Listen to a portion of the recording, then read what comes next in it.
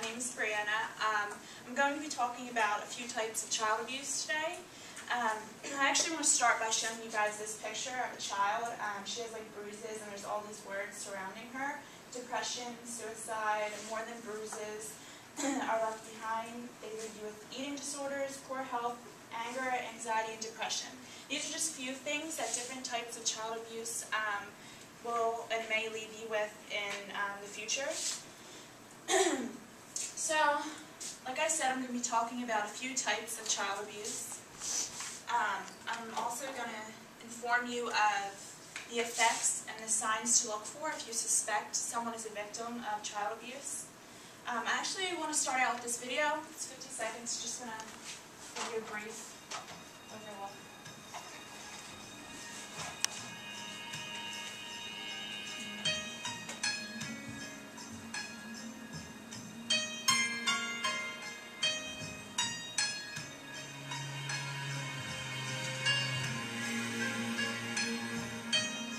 She walks to school with a lunch she's packed. Nobody knows what she's holding back. Wearing the same dress she wore yesterday. She hides the bruises with linen and lace. Oh.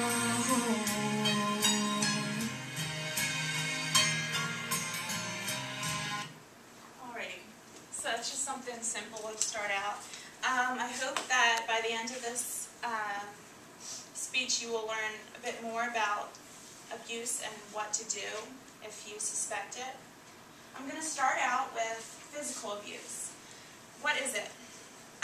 Well, according to the American Humane Association, it is an injury resulting from physical regression.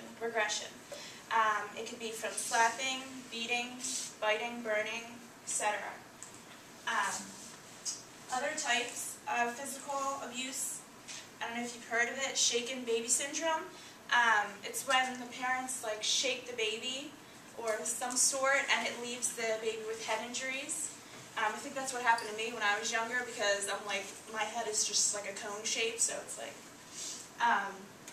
Another type is the Munchausen by proxy syndrome. It's inducing medical illness or convincing others that your child is sick. So say your child has like welts or some sort, you would kind of persuade people that it is medical. It's not from you. Another physical abuse is drug use during pregnancy.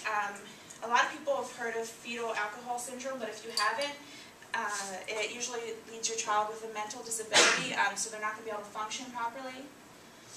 Signs that a child is being physically abused: burns, bruises, welts. They're resisting going home. They're fearful of adults. In 2005, it was estimated 1,460 have died from physical abuse, and this was reported from the American Humane Association again. So yeah, physical abuse is a big type of abuse, but there are a few more. The next one is going to be emotional abuse. And I've also got this from American Humane Association. It is a pattern of behavior by caregivers that can seriously interfere with child's development. This includes like ignoring the child, just rejecting them, verbally assaulting them, and isolating them from like others, keeping them like away from friends, family, just outside, you know, things. Other names for this include verbal abuse, mental abuse, psychological maltreatment, and psychological abuse. Who can do it? Well, pretty much anybody can do it. It can be parents, it can be friends, siblings, bullies, you know, anybody can be the emotional abuser. Lastly, I'm going to talk about neglect. So, what is neglect? According to the Journal of Traumatic Stress, more children, neglect is, there are three types of neglect. There is physical neglect, educational neglect, and emotional neglect. It is said that more children suffer from this than any other type of abuse. The first type of neglect is psychological. It is when you don't provide, like, say, shelter, food, clothing. Next is educational, when you don't enroll your child in school and they don't get to learn. Lastly is emotional, when you just aren't there for them to provide, loving nature and just to be a parent. Like, they're supposed to, help you throughout your life. Some signs that a child may be suffering from neglect are dirty, they're dirty or smelly. Obviously they haven't been bathed. Their clothing isn't suited for the weather outside. Lack supervision.